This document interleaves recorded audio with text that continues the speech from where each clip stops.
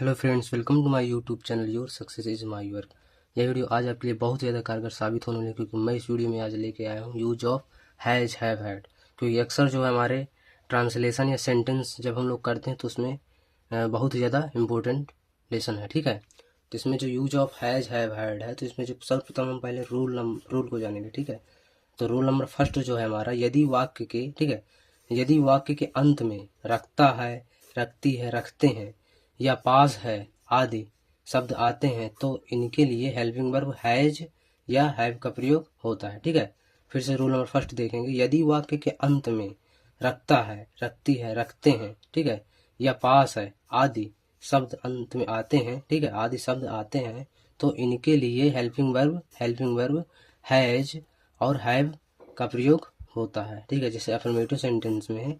जैसे affirmative sentence में rule number दो है हमारा। रूल नंबर दूसरा है ही सी इट। ठीक है, ही सी इट तथा सिंगुलर सब्जेक्ट के साथ, ही सी इट तथा सिंगुलर सब्जेक्ट यानी कि एक वचन करता। ठीक है, सिंगुलर सब्जेक्ट यानी कि एक वचन करता के साथ हेल्पिंग वर्ब हैज का प्रयोग होता है। ठीक है, हेल्पिंग वर्ब हैज का प्रयोग होता है।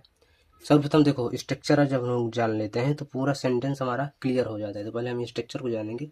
स्ट्रक्चर है जो हमारा, वो है सब्जेक्ट प्लस हैज।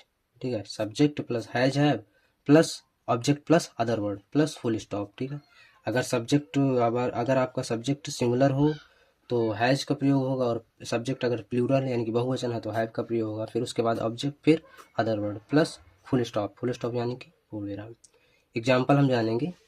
उसके पास 4 कलमें हैं। ठीक है, उसके पास 4 कलमें हैं। He has 4 pens. ठीक है, ही हैज 4 पेन्स। एग्जाम्पल दूसरा है, उसके पास एक अच्छा चाकू है। ठीक है, उसके पास एक अच्छा चाकू है, तो सी हैज अ गुड नाइफ। ठीक है, रोल नंबर दूसरा है हमारा। रोल दूसरे में है आई वी यू दे। ठीक है, आई वी यू दे तथा बहुवचन करता है या सब्जेक्ट के साथ हेल्पिंग वर्ब हैव का प्रयोग होता है। ठीक है, हेल्पिंग वर्ब हैव का प्रयोग होता है। ठीक है, क्या हेल्पिंग वर्ब हैव का प्रयोग होता है। एग्जाम्पल फर्स्ट है हमारा, मेरे पास एक कलम है। ठीक है, मेरे पास एक कलम है, तो आई हैव अ पेन। ठीक है, आई हैव अ पेन। जैसे हम लोग बोलते हैं पास या रखता है, रखती है, तो वहाँ पर हम लोग हेल्पिंग वर्ब हैज या हैव का प्रयोग ही करते हैं। ठीक है, और अगर यहीं पर अगर था का प्रयोग होता, ठीक है, था का प्रयोग होता जैसे पास्ट में, सिंपल पास्ट सेंटेंस, तो फिर वहाँ पर वो हो जाता आई हैड अ पेन। ठीक है, अगर था हो तो, लेकिन यहाँ पर अगर है तो हम लोग हैव का प्रयोग करेंगे आई के साथ। ठीक है, दूसरा एग्जाम्पल है हमारा, हमारे पास 3 पुस्तकें हैं। ठीक है, हमारे पास 3 पुस्तकें हैं। We have 3 books. ठीक है, वी हैव 3 बुक्स।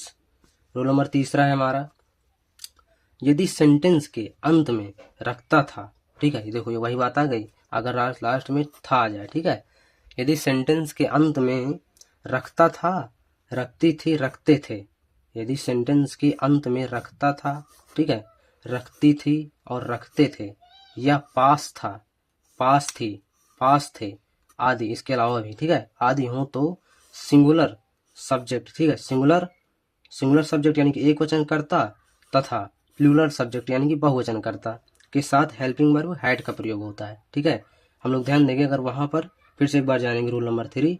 यदि सेंटेंस के अंत में रखता था, रखती थी, रखते थे, या पास था, पास थी, पास थे हो तो सिंगुलर सब्जेक्ट, ठीक है, सिंगुलर सब्जेक्ट तथा प्लूरल सब्जेक्ट यानी कि बहुवचन कर्ता के साथ हेल्पिंग वर्ब हैड का प्रयोग होता है।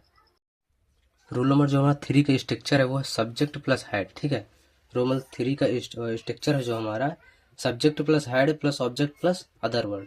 ठीक है, सब्जेक्ट यानी कि कोई भी सब्जेक्ट हो, चाहे वो सिंगुलर सब्जेक्ट हो या प्लूरल सब्जेक्ट हो। ठीक है, तो वहाँ पर हम हेल्पिंग वर्ब हैड का प्रयोग ही करेंगे। ठीक है, object plus other word plus full stop. Example है, तुम्हारे पास 5 कुत्ते थे। ठीक है, तुम्हारे पास 5 कुत्ते थे, तो you had 5 dogs, you had 5 dogs. ठीक है, इसके बाद नेगेटिव सेंटेंस हम लोग देखेंगे। नेगेटिव सेंटेंस यानी कि नकारात्मक वाक्य। ठीक है, जहाँ पर हम लोग नहीं लगा देते हैं। ठीक है, नेगेटिव सेंटेंस बनाने के लिए helping verb has, have, had. ठीक है, कोई भी हेल्पिंग वर्ब हो, अगर उसके बाद हम लोग नॉट जोड़ देते हैं तो वो हमारा कैसा नेगेटिव सेंटेंस बन जाता है। तो रूल पहले हम जानेंगे। निगेटिव सेंटेंस बनाने के लिए helping verb has, have, had के बाद नॉट लगाते हैं। ठीक है, हेल्पिंग वर्ब हैज, हैव के बाद हम नॉट क्या कर देते हैं, जोड़ देते हैं। स्ट्रक्चर पढ़ेंगे पूरा सब कुछ क्लियर हो जाएगा हमारा। स्ट्रक्चर है subject plus helping verb. Helping verb मतलब हैज हो, ठीक है, हैज हो, हैव हो, ठीक है, और हैड हो, कोई भी हेल्पिंग वर्ब हो, कोई भी हेल्पिंग वर्ब हो, और उसके बाद हम लोग क्या कर देंगे, नॉट जोड़ देंगे, plus object plus other word plus full stop. Example है मेरे पास एक अच्छा बल्ला नहीं है। ठीक है, मेरे पास एक अच्छा बल्ला नहीं है, तो आई have not a good bat. ठीक है, I have not a good bat. इस तरह आप कोई भी सेंटेंस बना सकते हैं। ठीक है, जैसे दूसरा है हमारा, हमारे पास एक काली बिल्ली नहीं है।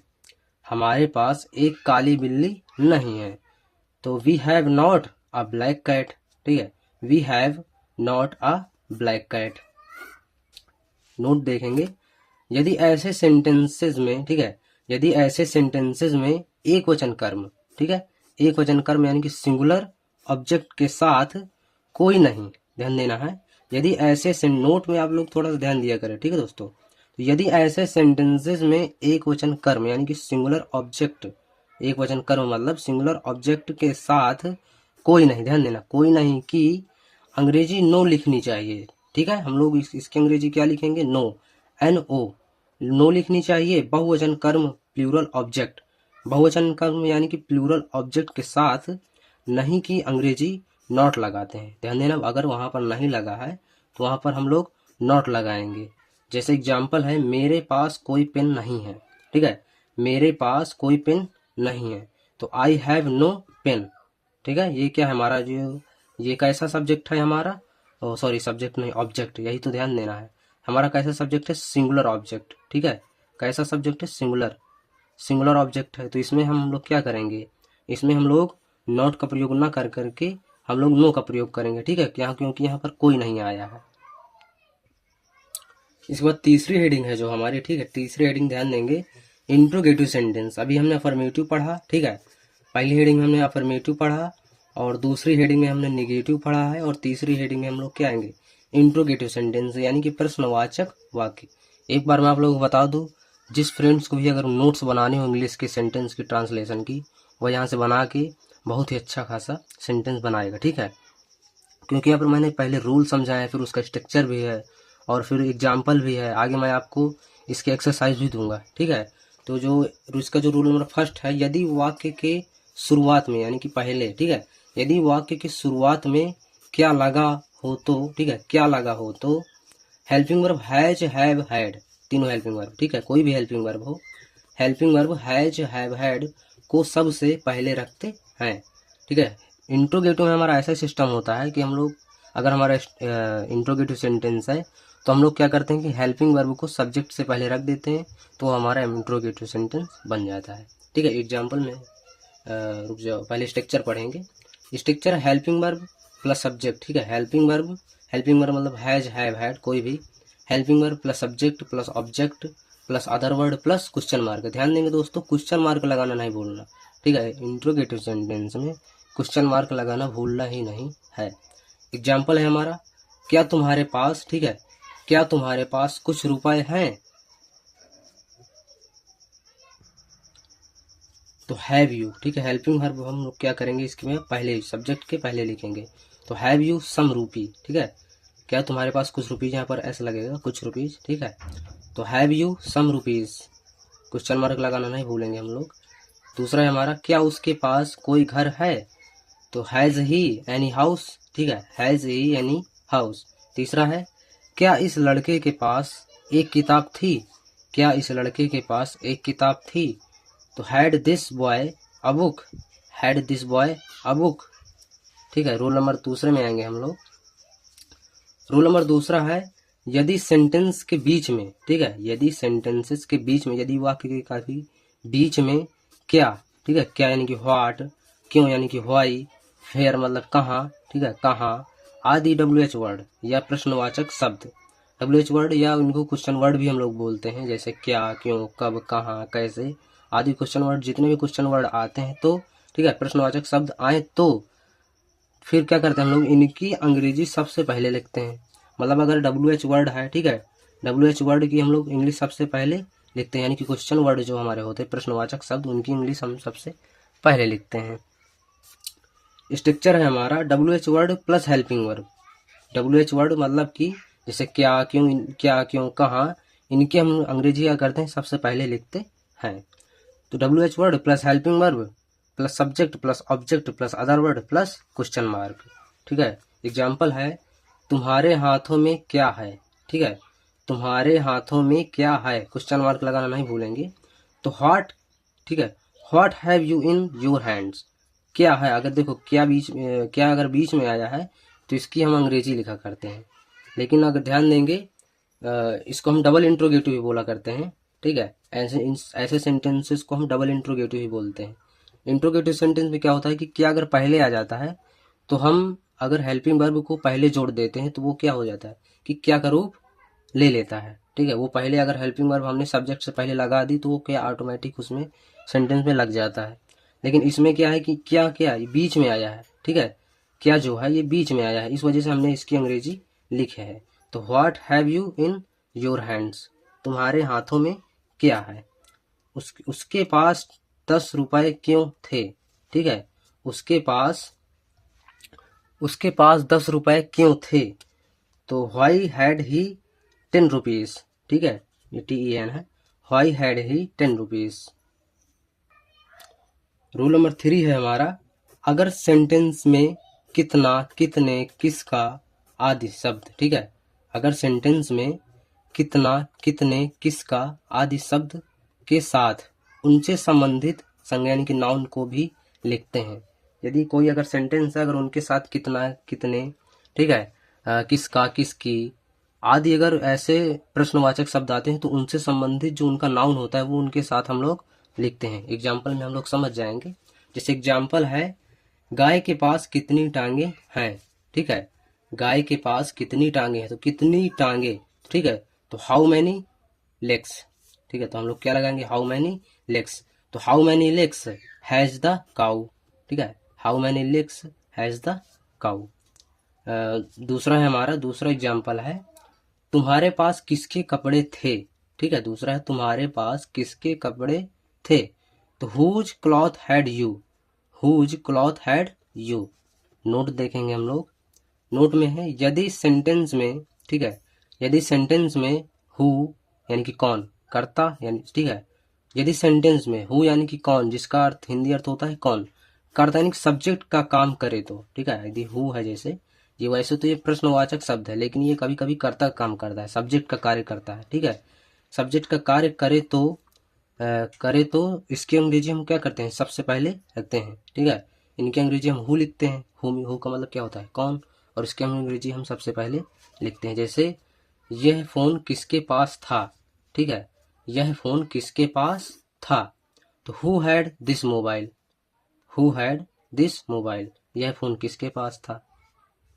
प्रश्नवाचक क्वेश्चन मार्क जरूर लगाएंगे। ठीक है, इसके बाद इंट्रोगेटिव एंड नेगेटिव सेंटेंस। ठीक है, इसके बाद जो हमारा रूल नंबर हेडिंग नंबर 4 है वो है इंट्रोगेटिव एंड नेगेटिव सेंटेंस।